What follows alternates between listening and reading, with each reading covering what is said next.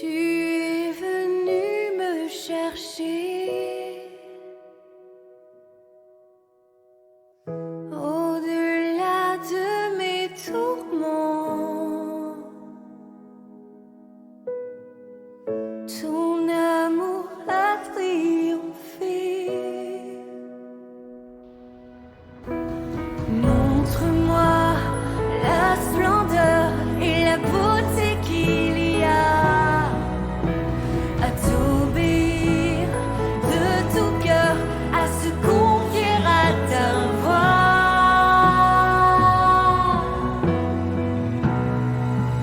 Tu viens relever le faible, tu le prends dans tes bras, tu le conduis vers ton Père, qui le console ici-bas. Entends le cri de ma prière, sois mon secours et ma joie. Passer de l'ombre à ta lumière, j'ai mis mon espoir en toi. Passer de l'ombre à ta lumière, j'ai mis mon espoir en toi. Passer de l'ombre à ta lumière, j'ai mis mon espoir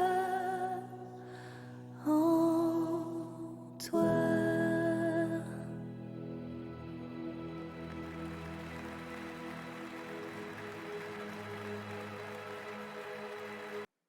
Bonjour à toutes et à tous, bienvenue pour une nouvelle vidéo intitulée « Connais-tu Jésus-Christ ?» Je répète, nouvelle vidéo intitulée « Connais-tu Jésus-Christ ?»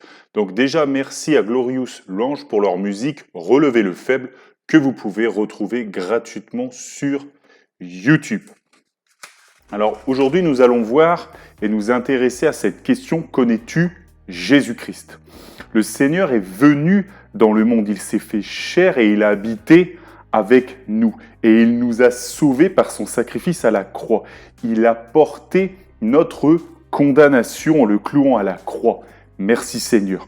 Le salut passe par Jésus-Christ. Seul, il est le seul remède au péché et à toutes nos désobéissances. Alléluia, gloire à Dieu. Quand on vient au Seigneur, on comprend cela. On comprend qu'il est le salut et alors commence un nouveau départ. Un nouveau départ suite à la nouvelle naissance en Jésus-Christ, par le baptême. Alléluia. Et là, une question doit nous interpeller. Puisque le salut est personnel, puisque j'ai fait le choix de croire en Jésus et dans le fait qu'il porte mes péchés, alors est-ce que je le connais vraiment? Qu'est-ce que je sais de lui? Ça, c'est la question importante pour grandir, pour croître spirituellement. Alléluia. Jésus-Christ a dit, la vie éternelle, c'est qu'ils te connaissent, toi, le seul vrai Dieu. Alléluia. Connaître Dieu. Et Jésus, qui est Dieu, se fait appeler de différentes manières par la Bible. Et chacun de ces noms nous aide à savoir comment il est et qui il est. Alléluia. Donc nous voyons le premier. La Bible dit que Jésus-Christ, qu'il est Alpha et Oméga. On le voit dans le livre de l'Apocalypse notamment, chapitre 22, verset 13. La Bible dit « Je suis l'Alpha et l'Oméga, le premier et le dernier, le commencement et la fin. » Alléluia. Alpha, c'est la première lettre de l'alphabet grec et Oméga, c'est la dernière lettre. Alléluia. C'est-à-dire qu'il est le début et la fin. Il est tout. Il est éternel, il était là et il sera là. Il est éternel et toutes choses sont par lui et pour lui. Alléluia. C'est lui qui tient et permet ce que nous voyons et vivons. Dieu est omnipotent, il peut tout faire et omniprésent. Il est partout. Alléluia. Jésus-Christ n'est pas un homme. Il s'est fait chair, c'est vrai, mais il est Dieu. C'est-à-dire que sa nature divine nous dépasse complètement. Il est créateur et nous sommes créatures.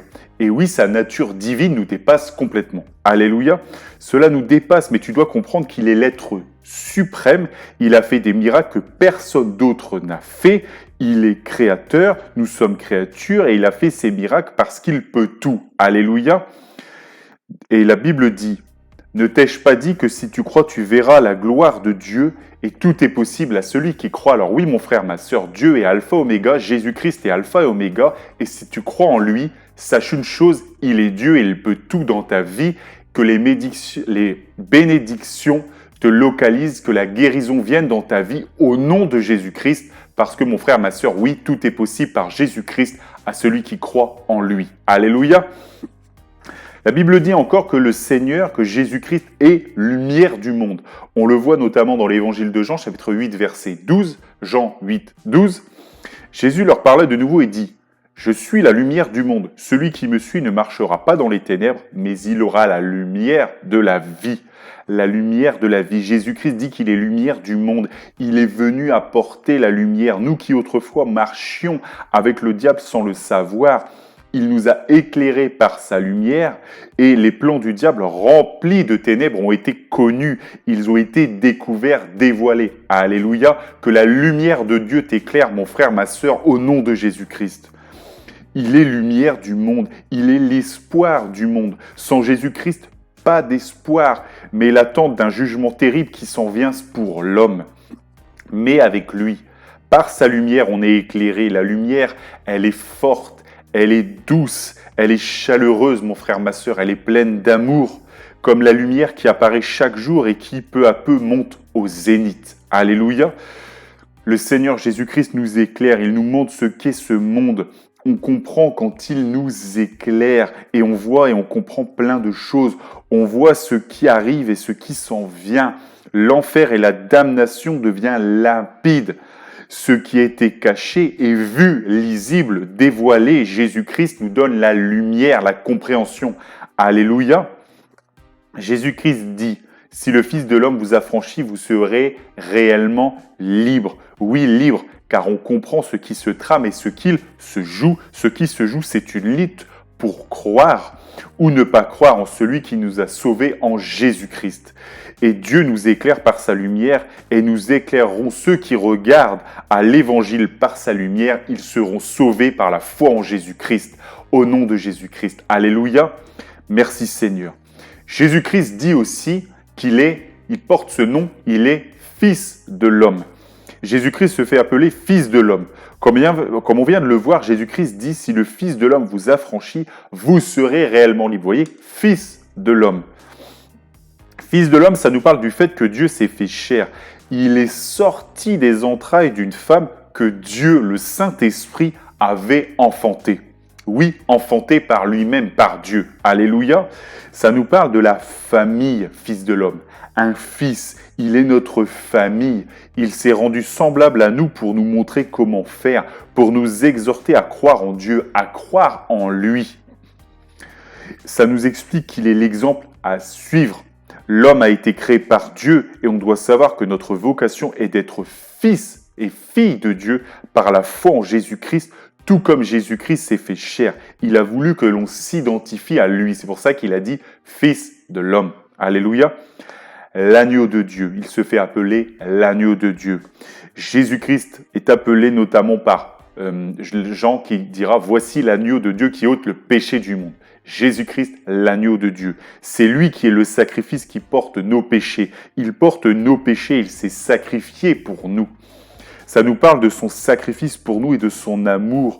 Il a eu un courage fort et puissant, une compassion grande, une miséricorde à toute épreuve pour aller à Golgotha. Il n'était pas obligé. Après tout, c'est nous qui avons péché et pourtant il l'a fait. Merci Seigneur, sois béni Seigneur pour cet amour, pour cette miséricorde. Alléluia, oui, il porte nos péchés. Mon frère, ma sœur, Dieu dans son amour a été à la croix, il t'appelle à comprendre qu'il est ta solution et qu'il est le chemin vers la vie. Alléluia. La Bible dit encore qu'il est homme de douleur. Jésus-Christ est appelé l'homme de douleur. C'est-à-dire qu'il est quelqu'un qui est habitué à la souffrance, habitué au rejet, à la peine. Et il a enduré tout cela pour nous dire, oui, mon frère, ma sœur, le monde te rejettera, toi qui crois en Jésus-Christ, mais prends courage, comme j'ai pris courage, comme lui-même a affronté tout cela. Tu vaincras pour prix de ta foi. Tu triompheras du monde parce que tu crois en Jésus-Christ. Alléluia. Jésus-Christ est vainqueur et il nous appelle à la victoire. Et cette victoire va entraîner de la résistance et des perdants qui sont le diable et des démons à t'attaquer et on doit le savoir. Mais mon frère, ma sœur, tu émergeras. La victoire est pour toi. Jésus-Christ est avec toi. Au nom de Jésus-Christ. Alléluia. Oui, homme de douleur. Un jour, il a été le Seigneur vers Thomas et Thomas lui a dit, mets tes mains sur mon côté qui avait été percé à la lance. Vois mes mains qui ont été clouées. Oui, c'est bien moi. Oui, c'était le Seigneur. Oui, c'était l'homme de douleur, mon frère, ma sœur, qui a enduré cette douleur par amour pour nous. Alléluia. Jésus-Christ est appelé aussi la parole. Jean chapitre 1, verset 1. Au commencement était la parole, et la parole était Dieu, et la parole était Dieu. Jésus-Christ est la parole. Le Nouveau Testament vient compléter l'Ancien. Il vient compléter les prophéties d'Ésaïe. Il vient dire ce qui est bon pour l'homme. Il vient parler de ce que Dieu veut nous parler, veut nous enseigner. Il porte le message de Dieu, son message. Alléluia. Il vient semer cette parole, le message de Dieu qui est de sauver toutes celles et ceux qui croient en lui. Il faut s'éloigner du péché car cela nuit à notre relation avec le Seigneur et donc à notre âme. Et le Seigneur Jésus-Christ, mon frère, ma sœur, n'oublie jamais qu'il a lutté contre le péché jusqu'à la mort et qu'il n'a jamais péché. Alléluia. Le pain de vie. Évangile de Jean, chapitre 6, verset 35 nous dit, Jésus leur dit, « Je suis le pain de vie. Celui qui vient à moi n'aura jamais faim et celui qui croit en moi n'aura jamais soif. » Cela recoupe avec le fait qu'il est le chemin, la vérité et la vie. Il vient dire la vérité et cette vérité, c'est qu'il est celui vers qui notre foi doit aller. Et si nous lisons la Bible, si nous le prions, si nous croyons en lui, il va nourrir notre être spirituel, mon frère, ma sœur, notre âme qui, elle, deviendra éternelle par notre foi en Jésus-Christ. Alléluia, et c'est pour ça qu'il dit que celui qui vient à lui n'aura jamais faim parce qu'il nous nourrira à jamais. Alléluia. C'est pas la nourriture ici physique, c'est de la nourriture spirituelle. Alléluia. Et donc du coup, cela recoupe encore une fois au fait qu'il est la parole parce que c'est le message que nous voulons entendre, ces instructions qu'il a données que nous voulons entendre à travers l'Ancien Testament mais aussi le Nouveau Testament. Alléluia. Donc voilà le pain de vie. Être debout, mon frère, ma sœur, n'oublie pas, la vie, c'est Jésus-Christ qui te la donne. Il est la vie, le pain de vie. Et être debout chaque jour, c'est une grâce du Seigneur. C'est pas un dû, c'est une grâce. Merci Seigneur. Nourris-nous par ta parole, par ta volonté. Bénis nos âmes, Seigneur. Alléluia. Il est appelé aussi Emmanuel, ami. Jésus-Christ appelé Emmanuel, ce qui signifie Dieu avec nous. Il est Dieu qui est venu avec nous pour être avec nous. Dans son amour, il a décidé de s'appauvrir de riche qu'il était en venant dans notre misérable condition humaine. Lui qui est riche, intelligent, fort, puissant, il s'est fait chair, il s'est mis dans une chair comme la nôtre pour être avec nous, pour être auprès de nous. Il est notre ami, notre compagnon qui veille sur nous à chaque instant. Jésus-Christ a dit « Je suis avec vous jusqu'à la fin du monde » et il est là comme le prénom à Emmanuel nous le dit. Et il restera, mon frère, ma sœur, avec nous qui avons foi en lui. Alléluia. Merci Seigneur, c'est un ami fidèle. C'est un ami fidèle qui sera toujours là pour nous. Merci Seigneur. Il est notre Dieu et notre ami, notre famille. Alléluia. Jésus-Christ se fait appeler aussi le bon berger. Jésus-Christ a dit « Je suis le bon berger » et nous sommes ses brebis. Et ce berger, il prend soin de son troupeau. Il les protège de l'ennemi, du loup. Il sait ce qui est bon pour elles et les mène vers les verts pâturages. Alléluia. Jésus-Christ est celui en qui nous nous confions. Il est notre confident, notre protecteur. Il est celui qui donne ce qu'il faut à ses brebis, qui les soigne, qui en prend soin. Et quand une brebis s'égare, Jésus-Christ le berger, mon frère, ma sœur, il va nous chercher, il nous reprend, il nous exhorte, il nous conseille, il nous éduque si cela est nécessaire. Alléluia. C'est notre gardien, notre ami à qui nous qui sommes ses brebis, qui des fois, peut-être qu'on comprend pas tout, mais le Seigneur, lui, il est là. Il veille, il protège. il reprend encore une fois aussi avec son bâton les brebis qui n'écoutent pas pour les ramener vers le troupeau. Alléluia. Jésus-Christ a dit aussi qu'il était la porte, c'est la porte. Évangile de Jean, chapitre 10, verset 9 nous dit « Je suis la porte. Si quelqu'un entre par moi, il sera sauvé, il entrera, il sortira, il trouvera des pâturages. » C'est par lui uniquement que l'on entre dans le royaume des cieux. Il n'y a de salut en aucun autre si ce n'est en Jésus-Christ. Il n'y a que là que le salut est donné par grâce au moyen de la foi, car il est victime expiatoire pour nos péchés une fois pour toutes. Alléluia. Il est aussi fidèle, véritable. Il est vérité, il est intégrité. Ses lèvres prononcent ce que son cœur pense. Il est vrai, constant, fidèle, bien disposé envers nous à toute épreuve.